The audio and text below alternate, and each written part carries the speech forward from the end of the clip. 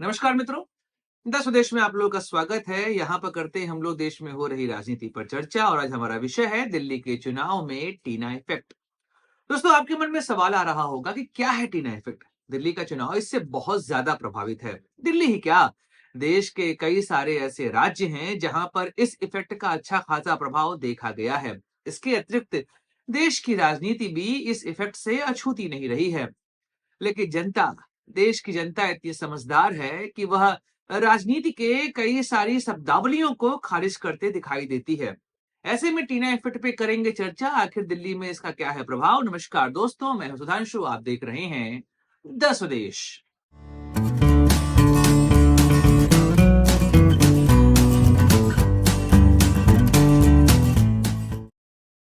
राजनीति में एक बात कही जाती है कि अगर जनता के सामने यह सवाल आता है कि मेरे अलावा तुम्हारे पास कौन है, तो जनता बोलती है अच्छा ठीक है, हम तुमको इसका आंसर देते हैं चुनाव के बाद।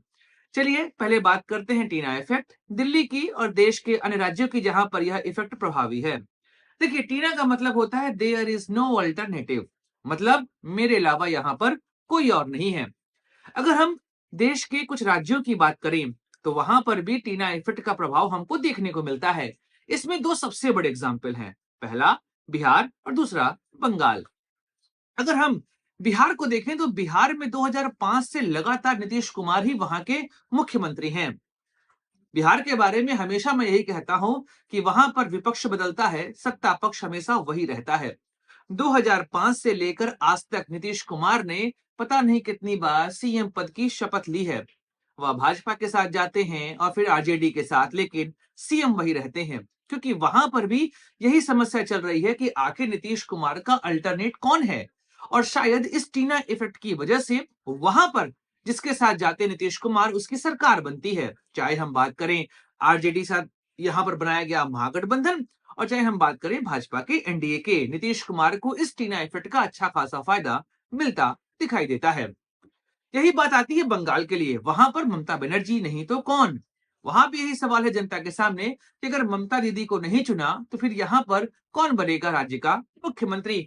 और शायद इसका प्रभाव ममता दीदी की सरकार पर पड़ता है और कई बार यह लगता है कि वह चुनाव हार जाएंगी, उसके बाद भी वह वहां पर सत्ता स्थापित कर लेती हैं।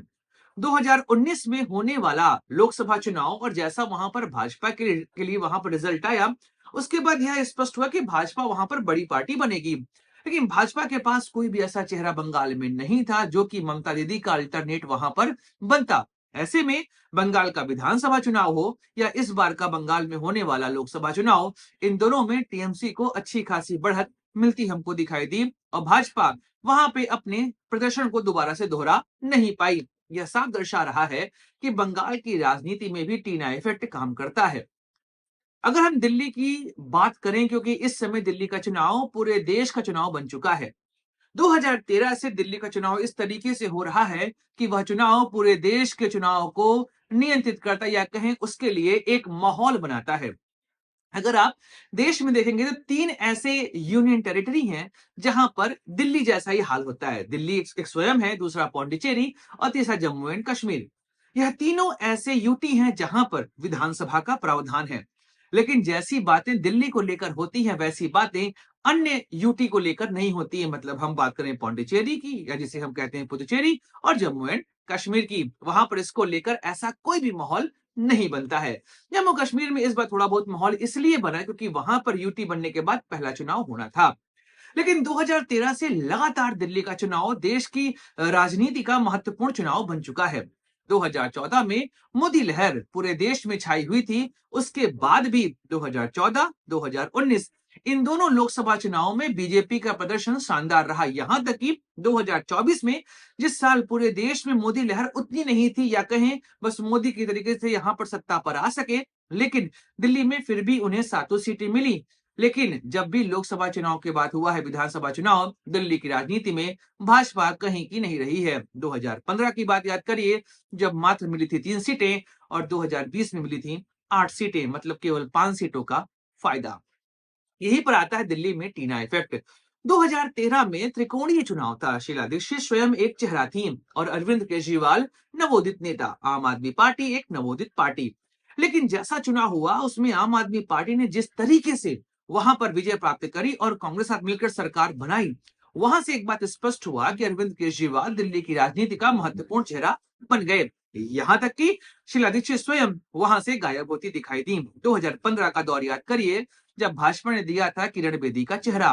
किरण बेदी स्वयं अपना चुनाव हार गई और भाजपा को मिली मात्र 3 सीटें।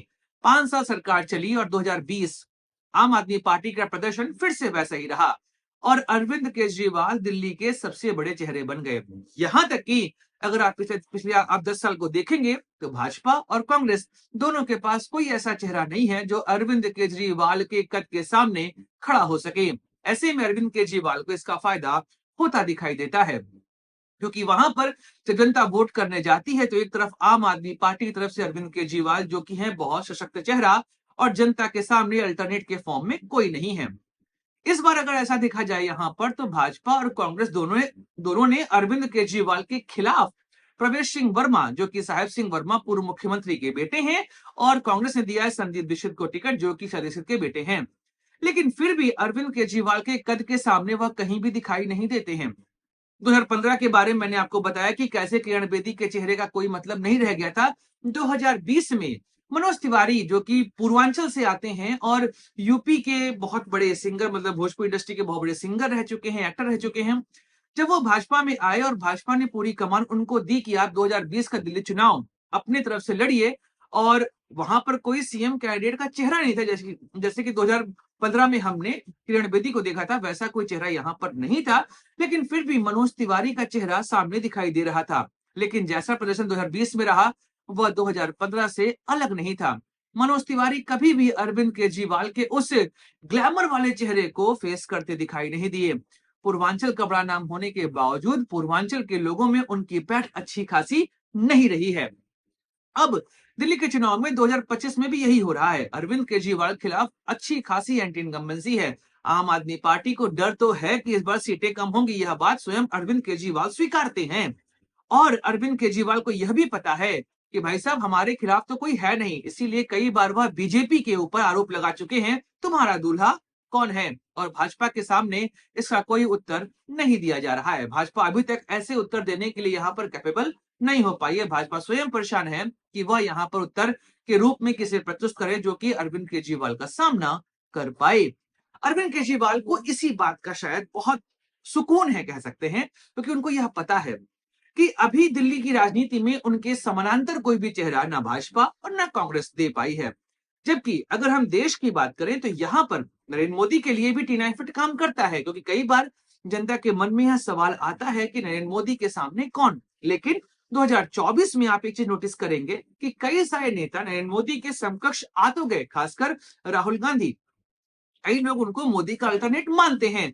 टीना इफेक्ट वहां पर भी काम कर रहा है, पर कुछ नेता हैं जो मोदी के समकक्ष देखे जाते हैं। यहाँ पर समकक्ष तो नहीं कह सकते, लेकिन हाँ, उनके बराबर आने का प्रयास यहाँ पर कई सारे नेताओं का है। और जैसा नैरेटिव राहुल गांधी को लेकर पिछले 6 महीने में चला है, वह समानांतर दिखने का प्रयास कर रहे हैं। लेकिन दिल्ली में अरविंद केजरीवाल और उनके सामने कांग्रेस और भाजपा का कोई भी नेता नहीं है। नरेंद्र मोदी, राहुल गांधी दिल्ली के विधानसभा चुनाव में प्रभाव नहीं डाल सकते हैं, क्योंकि नरेंद्र मोदी और राहुल गांधी देश के नेता माने जाते हैं, दिल्ली विधानसभा के नेता नहीं माने जाते। ऐसे में अरविंद केजरीवाल को टी9 फिट का फायदा हमको देते दिखाई दिया है। लेकिन इस देश में कई बार ऐसा हुआ है कि टीना इफेक्ट ने देश की राजनीति को बदला है। जनता कई बार ऐसे सवाल का जवाब देती है जो कि राजनीतिक पंडित जवाब नहीं ढूंढ पाते हैं। जैसे कि 1977 का इलेक्शन याद करिए, जब इंदिरा गांधी ने इमरजेंसी हटाई थी, देश में होने वाला था लोकसभा चुनाव। उस समय जनता पार्टी बनी थी, लेकिन कौन बनेगा चेहरा उसका कोई नहीं जानता था। लेकिन एक तरफ थी इंदिरा गांधी, मैजिकल फेस, अब उनके सामने कौन, कोई नहीं। जेपी तो साफ कह चुके थे कि अगर जनता पार्टी आएगी तो भी मैं नहीं बनूंगा प्रधानमंत्री। तो ऐसे में जनता ने दिया मैंडेट जनता पार्टी के सपोर्ट में। अब जनता पार्टी को यहां डिसाइड करना था कौन बनेगा उनका प्रधानमंत्री। 2004 याद करिए, अटल बिहारी वाजपेयी का करिश्माई चेहरा, इंडिया साइनिंग, हर तरफ एक ही बात की भाजपा सरकार बनाएगी। जनता यहां भी कंफ्यूज के सामने कोई चेहरा ही नहीं। अटल जी बनाम कौन, कोई नहीं जानता। लेकिन अटल जी की जगह पर जनता ने ऐसे ही मैंडेट दे दिया, बोला कि भैया अटल और भाजपा नहीं चाहिए, बाकी कोई भी चलेगा। अब वहां पर डॉक्टर मनमोहन सिंह बनते हैं प्रधानमंत्री। उड़ीसा याद करिए, इस बार यहां पर हुआ विधानसभा चुनाव। नवीन पटनायक के सामने कौन? कोई नहीं जानता। लेकिन जनता ने भी वहां पर मैंडेट दिया भाजपा को कि भाई नवीन पटनायक और बीजेडी नहीं चाहिए, बाकी कोई भी यहाँ बन जाए मुख्यमंत्री। तो टीना इफेक्ट काम तो करता है, लेकिन कई बार ऐसा होता है कि जनता टीना इफेक्ट को साइड रखती है और बोलती है कोई भी बन जाए मुख्यमंत्री, हमें उससे मतलब नहीं, लेकिन तुम नहीं बनने चाहिए।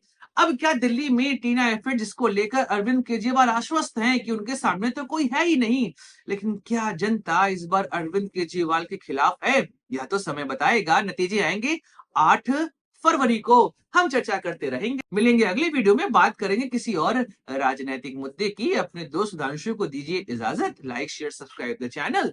जय हिंद, वंदे मातरम, भारत माता की जय।